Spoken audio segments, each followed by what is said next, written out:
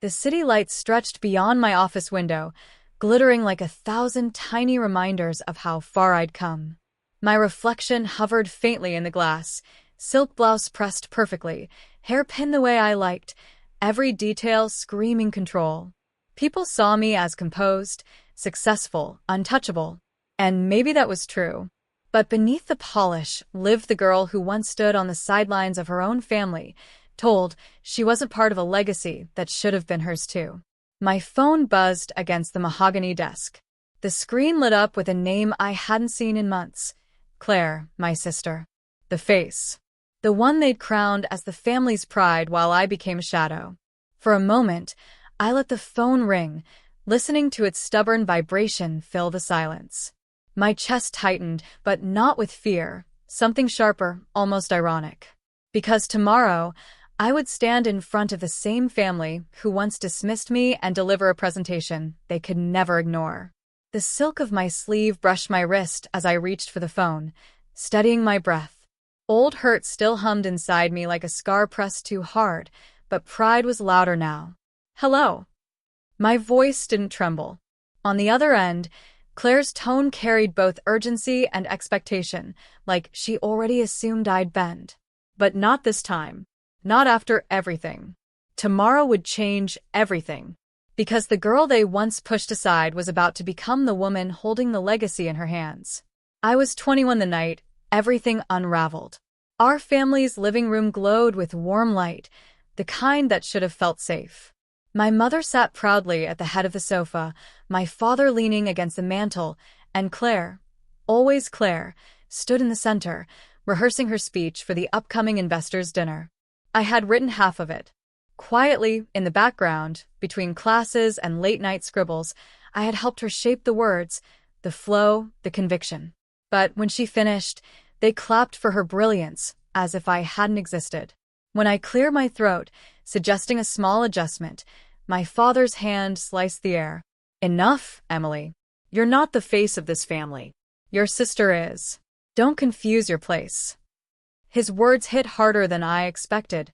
My cheeks burned, and my hands trembled so badly I had to tuck them into my lap.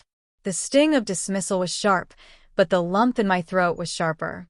Claire glanced at me with that pitying smile, the kind that pretended kindness, but carried triumph. That night, I packed a small duffel bag. I remember slipping my grandmother's silver pen into the side pocket. She'd given it to me when I was 15, whispering, "Write your own story, sweetheart. Even if no one reads it now." Her voice echoed louder than my father's that night. I left before dawn, the house still sleeping, my heart a mix of terror and defiance. The bus station smelled like coffee and engine oil, my palms sweaty as I clutched my ticket. Independence wasn't romantic, it was terrifying. But sitting there, the pen warm in my grip, I knew I couldn't keep being invisible. When the bus pulled away, I didn't look back. I didn't know where the road would take me, or if I'd ever prove them wrong. But for the first time, I wasn't waiting for applause. I was moving toward something that was mine, even if I had to carve it out of stone with my bare hands. That was the night I stopped being the forgotten daughter. And though I didn't realize it then, it was the first step toward the presentation that would one day make my family look at me and truly see me.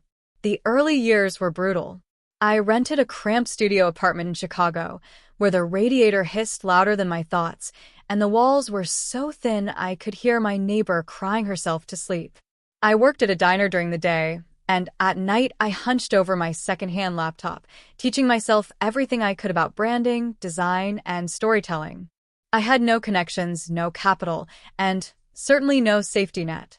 But I had that pen, and the fire in my chest every time I remembered my father's voice dismissing me.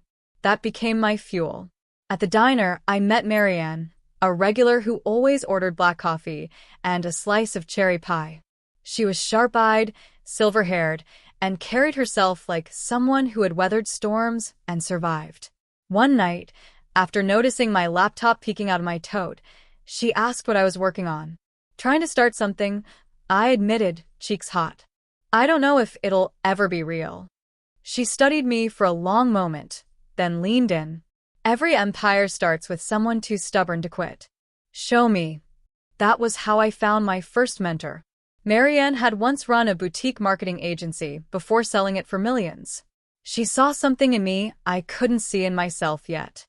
She corrected my proposals, tore apart my designs, and taught me the ruthless simplicity of making an idea irresistible. The nights grew longer, the failures sharper. I lost my first 2 clients because I underpriced myself and overpromised. I cried in the bathroom of my apartment, hands gripping the sink, telling myself I was stupid to believe I could do this. But then I'd pick up my grandmother's pen, trace the grooves, and remind myself, write your own story. Slowly, the wins began.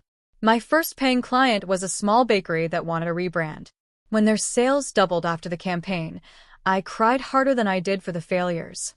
The second client was bigger, a local fashion startup. And soon, word spread. I learned to work quietly, posting only modest updates online, a coffee cup here, a late-night desk photo there.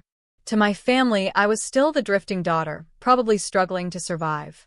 That was fine. Let them think I was invisible. Marianne pushed me to think bigger.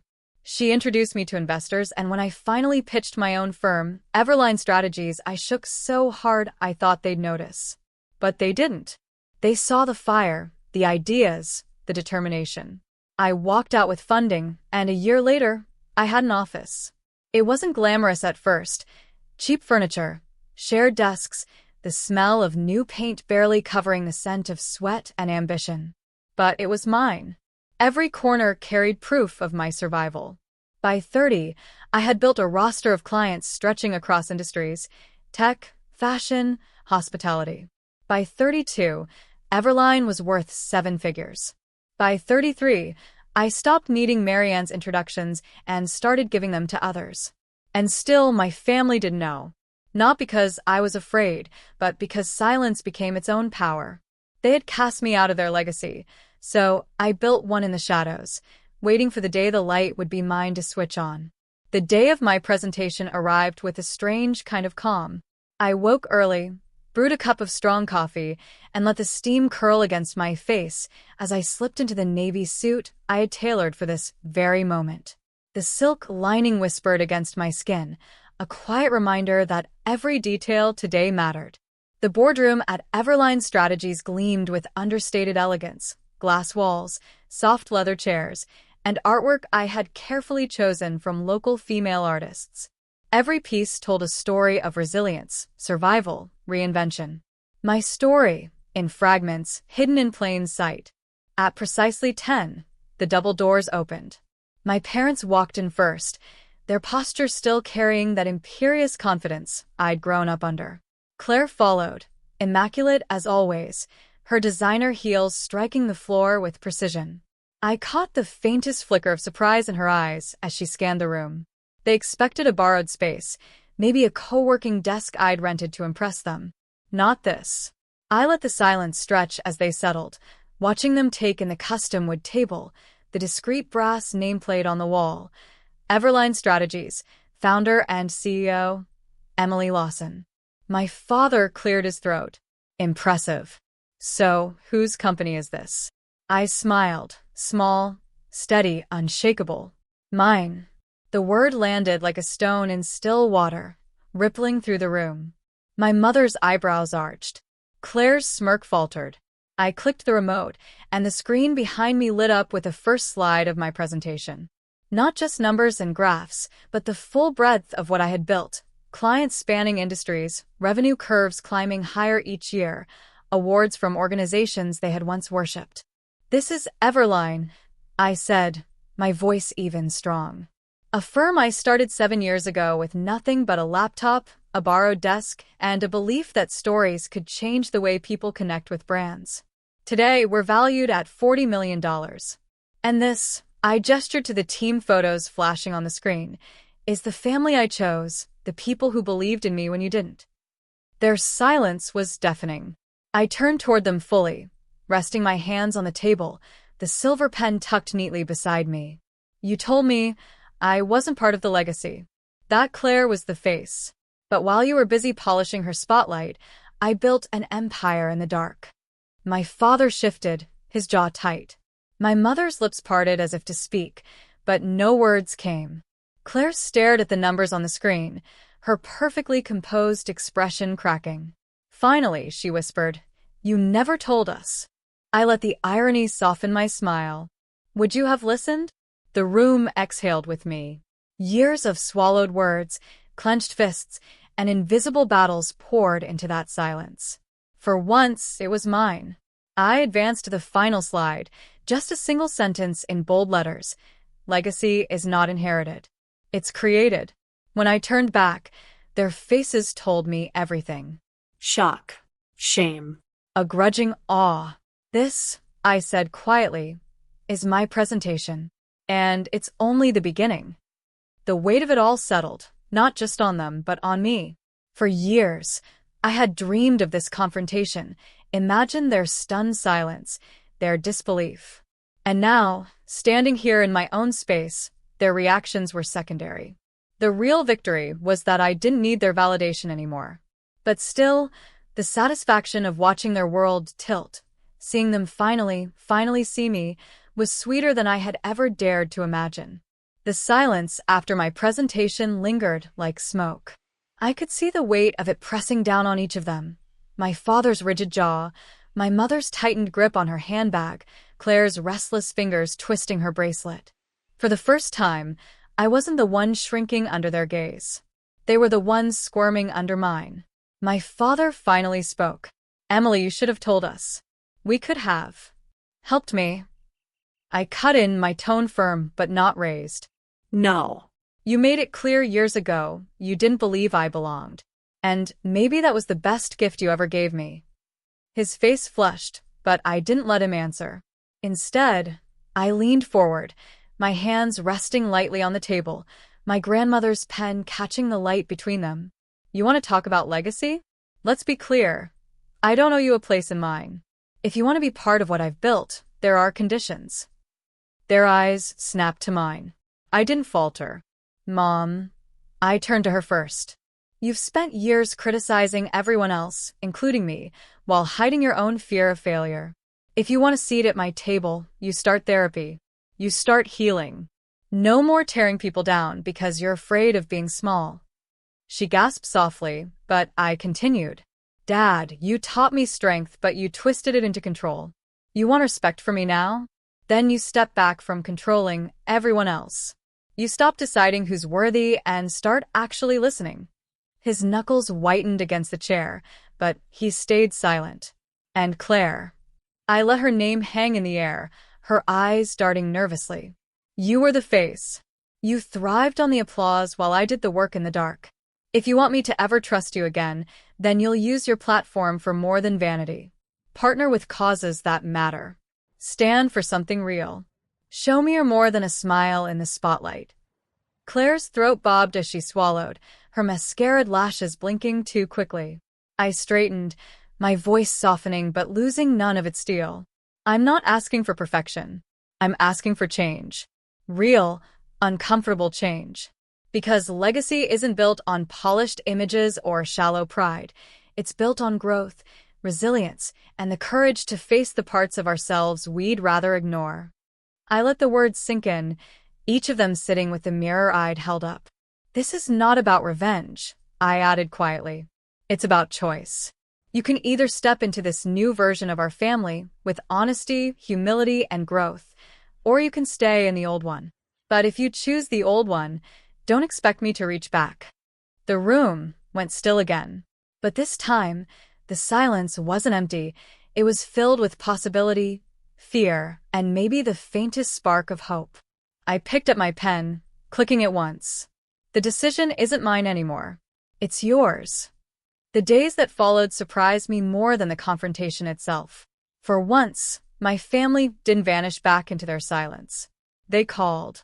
They showed up. And slowly, hesitantly, they began to change. My mother was the first. She texted me a photo one morning. Her in a therapist's office, eyes red but proud. "It's hard. But I'm doing it," she wrote. I sat at my desk staring at the message, a lump rising in my throat. For years, I had begged her to see herself. Now, she finally was. My father's change came more slowly, but one evening, he asked if he could sit in on one of my company's brainstorming sessions, not to lead, not to dominate, but simply to listen.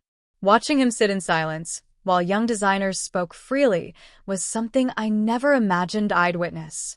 He caught my eye once across the table, and for the first time, his nod felt like respect, not command.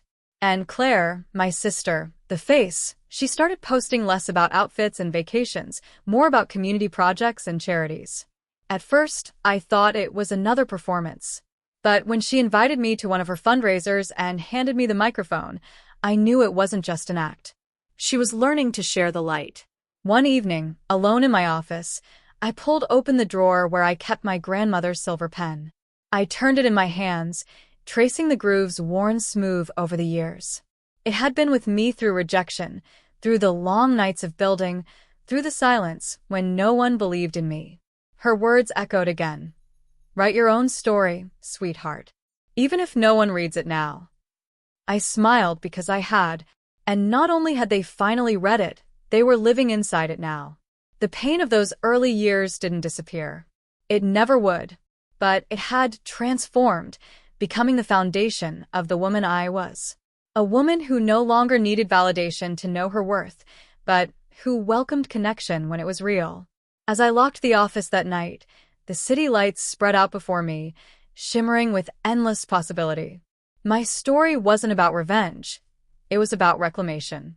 And as my heels clicked across the marble floor, I whispered to myself, the words carrying all the strength, independence, and grace I had earned.